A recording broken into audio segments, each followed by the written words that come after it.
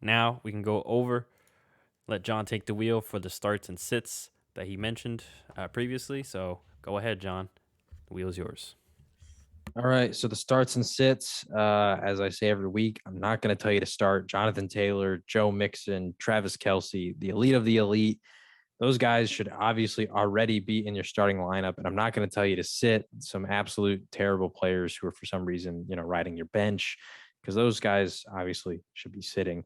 Uh, this is going to be players who are streaming options.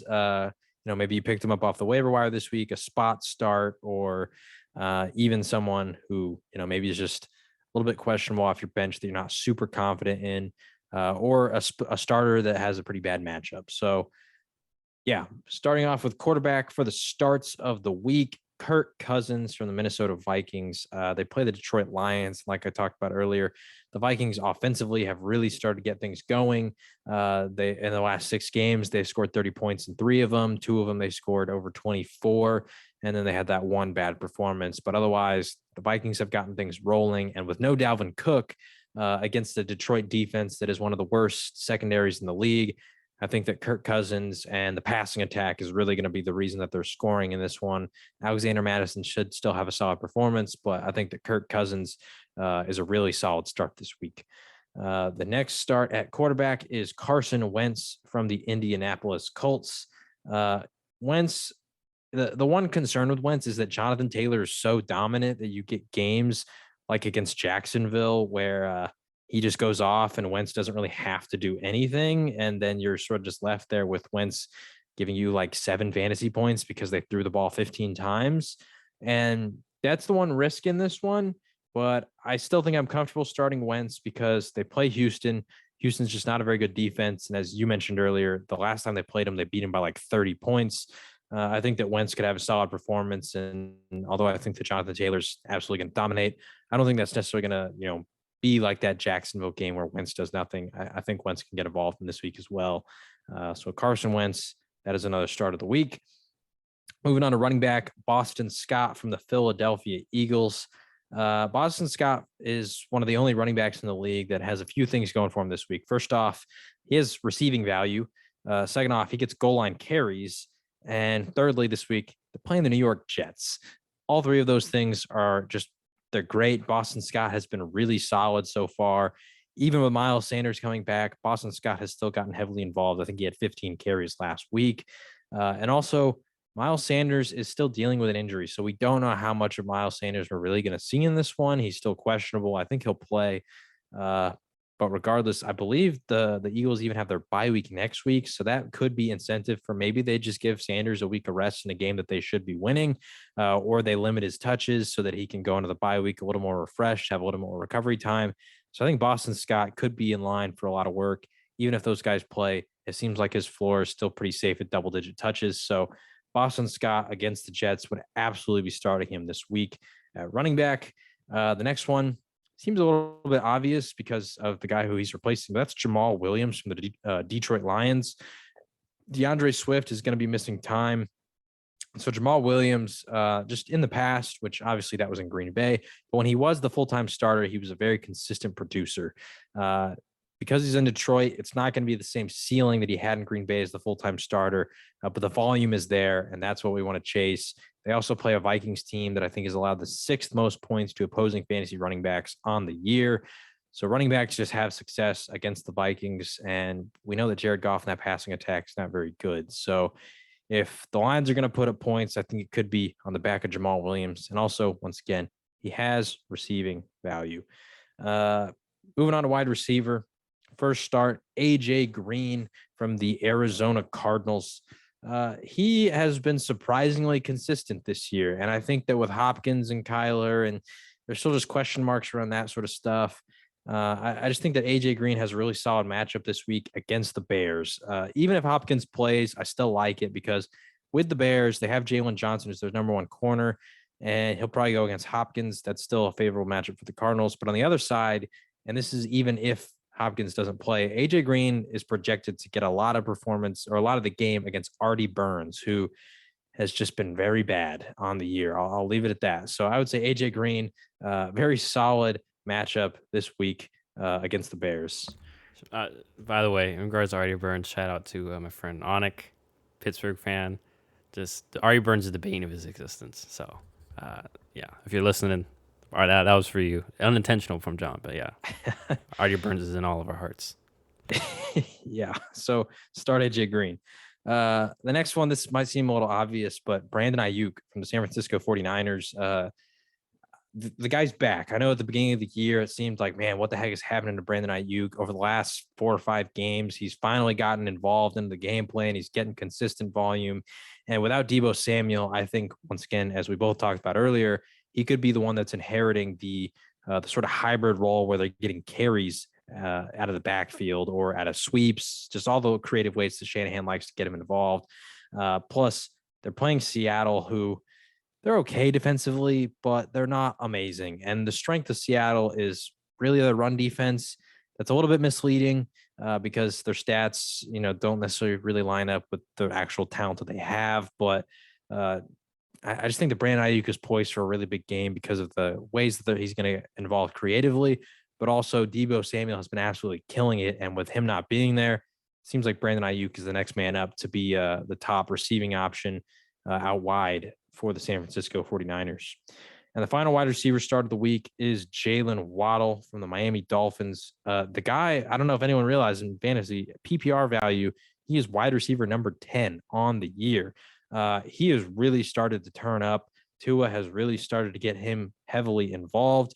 And they play a Giants secondary that just flat out is not very good. So Jalen Waddle, I would 100% be starting him this week. I would feel very confident about it because, once again, his value has just been climbing week in, week out, and he's getting very heavily involved in this Dolphins passing attack. At tight end, and this one has a caveat because it depends on if Darren Waller is playing, but it is Foster Moreau, the Raiders' backup tight end. I believe he had 18 fantasy points in their last game against the Cowboys after the Darren Waller, was exiting the game. And they play Washington, who just, I think they're just not very good defensively, especially when it comes to guarding the pass. And as I talked about earlier, they're one of the worst defenses at guarding explosive plays. We know that the Raiders love to use Darren Waller to get him involved in those explosive plays. And I think that Foster Moreau, he's had a very solid year being the backup. And we saw in his one game where he was the full-time starter for about like 2.5 quarters. He was able to fill that role very well. So I think that he should absolutely be a tight end that you look at starting this week if you don't really have a consistent option, or maybe you have the guy who is going to be the sit at tight end. Moving on to the sits, we're going to start off at quarterback. And first up, we're going to have Joe Burrow from the Cincinnati Bengals. And just simply put, they play the Chargers. The Chargers are one of the best pass defenses and one of the worst run defenses. And as I mentioned earlier in our picks, I don't think Joe Burrow has thrown for over 200 yards in 3 weeks. So in large part, it's because of the run and just the way this matchup stylistically is presented to them. I don't expect that to change. I don't think Joe Burrow is going to be throwing the ball a lot. And when he does, the Chargers have a very good pass defense. So I expect Joe Mixon to just go off. Joe Mixon's obviously not going to be in the starts because he's a top 5 fantasy running back on the year. But if you have him, obviously you're very excited about this matchup. And if you're a Bengals, Joe Burrow owner, maybe Jamar Chase or T. Higgins, this just doesn't seem like the matchup that you want to be starting those guys. But the wide receivers are a little more safe because of they're not as reliant on, a lot of passing yards to where Joe Burrow, he would be. So wouldn't start Joe Burrow. Next up, this one pains me because I love the guy, but it's Russell Wilson from the Seattle Seahawks. Talked about him last week. I had him on the starts. He was the featured start of the week. I said, he's going to bounce back. This has to be the week against Washington. He didn't do it. Fantasy-wise, he had an okay game. He had 2 touchdowns, but it took a last-second touchdown on a pretty poor coverage, and it was a cover 2 with like 40, yards to go, and there was very little time left. And they still only put up, I think, 15 total points on the game. I don't trust the Seattle offense, and I don't trust Russell Wilson. I think the injury has clearly affected him, and I don't know. They just play a San Francisco defense that, yes, they're without Fred Warner, but they're still scrappy and they still have guys who can make plays on that side of the ball. And Nick Bosa could be a big problem in this one as well. So I just don't trust Russell Wilson anymore, unfortunately, on the year. Moving on to running back, James Robinson from the Jacksonville Jaguars. They play the Rams, who have not allowed over 90 yards rushing in, I think, 4 or 5 weeks. So it's just a tough matchup to be in. You got Aaron Donald, you got Von Miller. You have a really solid defense over there that is surging. And also, I think the Rams are just going to be putting up a lot of points, which means Jacksonville's going to play from behind. They're going to have to pass the ball more. I don't think James Robinson is going to get much work in this one, and I don't think he's going to be able to produce much when he does get that work against a really solid Rams run defense. And the final running back, this one's a little weird. I'm actually starting him in one of my leagues just out of desperation because I have literally no one else. But it's Damian Harris from the New England Patriots. My concern here is that they like to get Ramondre Stevenson involved, and so I think he's still going to be splitting carries. Not to the point of some of these other running backs, but there's still a split there. And they play a Buffalo defense that, if this game gets nitty gritty, I could see it turning into a defensive battle. In that sort of aspect, I just don't really love Damian Harris's value because just since returning from the injury, he just hasn't been super consistent performing fantasy wise. For me, I'm having to start him, like I said, out of desperation because my other running backs are like Donta Foreman, who's on bye week, Trey Sermon, who's just there's just I don't really have much. So yeah, I'm starting him, but I wouldn't recommend you do it just because Buffalo, the run defense has been solid. Although they have shown that it can turn into a weakness against some teams, I think this game could turn into a defensive battle. And in that case, I don't love Damian Harris's value. And so it sort of feels like he's going to become touchdown dependent in this one. Moving on to wide receivers, sits of the week, Kendrick Bourne from the New England Patriots as well. I know that he's a very popular fantasy waiver wire pickup this week. I actually didn't put him on the waivers list for yesterday or 2 days ago episode. That was in large part because his target share is actually not that impressive. I think he has like a 15% target share. It's just not very sustainable for the production that he's putting up because at some point, you're going to miss a few of those targets. The defense is going to make some good plays on some of those targets. And so you don't have the volume to really sustain a starter level workload. And also they play a Buffalo defense that, yeah, sure, they have some questions in the secondary, but they still have solid safeties. And so I don't think there's going to be a lot of deep threat value out of Kendrick Bourne. And so I think they can sort of keep everything underneath and make them really dink and dunk. And to me, that lends value to guys like Jacoby Myers, Hunter Henry, Jonnu Smith, even some Nelson Aguilar. Kendrick Bourne can still definitely get involved, but once again, I don't love the volume that he's getting in this offense. And the final wide receiver sit of the week is Tyler Boyd from the Cincinnati Bengals. This might feel obvious because unfortunately he's had a really bad year this year. Just once again, they play a really tough matchup against the Chargers when it comes to the opposing defense is really good at stopping the pass and really bad at stopping the run. But Tyler Boyd also, his target share is just fallen through the floor. He's very similar to Kendrick Bourne, just not a lot of volume. And it's really unfortunate because last year he was such an amazing producer. But this week, I just don't love the matchup. Don't think they pass a lot. When they do, I don't think he gets enough looks to make him valuable at all in any starting lineups. Actually, sorry, that was not the last wide receiver. This is the last wide receiver sit of the week. It is Mike Williams from the Los Angeles Chargers. I'm out on Mike Williams. I don't own him in any leagues, but I'm out. I've put him on different starts. I had him against Denver as a start because of what he did last year, and also Denver, has been allowing touchdowns. But I'm out. I think his target share over the last 6 or 7 weeks has been 15%, which is very similar to Austin Eckler's 16%, and is basically half of Keenan Allen's 29% target share.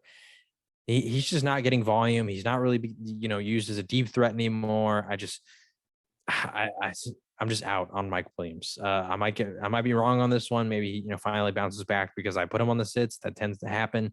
But sort of similar to Russell Wilson and Tyler Boyd, he just has not been performing, and so I'm out on him at this point, pretty much for the rest of the year. Now moving on to tight end, the final one is Dawson Knox, the tight end from the Buffalo Bills. As I talked about earlier, the Patriots are the toughest matchup probably in the league for opposing tight ends. Simply put, Dawson Knox, I think he has 4 touchdowns in the red zone this year, and Bill Belichick absolutely knows that, and he's 100% going to try and take away Dawson Knox from Josh Allen in the red zone. Wouldn't be surprised if Dawson Knox, specifically in the red zone, was seeing double teams. or being bracketed. So whichever way he goes, he's covered. Also, just yard total is not going to be there because Dawson Knox over his entire career, his best performance against the Patriots, he had 8 fantasy points, and that was with PPR value. So a full point PPR. So I think like 3 or 4 of those were just off catches alone. The Patriots over the last 3 years have never allowed a tight end to go for over 100 yards receiving on them. And as I talked about, facing 150 tight ends to be sampled, 17 of them in full PPR got double digits, only 17. I don't think a single one got 20 points. So just a very low ceiling for Dawson Knox this week. And especially if you're in a standard league, once again, the Patriots in those 150 tight ends, they only had 3 in a standard league to go for double digits. And I think that include I think 2 of those performances was Travis Kelce. So, just would definitely be staying away from Dawson Knox going up against the New England Patriots. Just don't like this matchup at all for him. And those are the starts and sits of the week. If you have more questions, feel free to put them in the comments below. Follow us on Instagram. We make posts about this every single week, and we are very active there, responding to every single comment on those posts about who to start. If you had other people you have questions about that are not in this list, feel free to comment them, preferably on Instagram, but also you can do it on the YouTube here as well. That is it. Yeah, so that'll be all. Like John mentioned, at Shut Up and Ball Pod is the Instagram, and then TikTok and Twitter are at Shut Up and Ball. And then we have a Facebook page, which is just Shut Up and Ball. And then obviously YouTube, just Shut Up and Ball. And then we have our podcast, obviously, wherever you find your podcast. Just Shut Up and Ball. So that'll be all, y'all, for the week. Enjoy your weekend, and we will see you next week.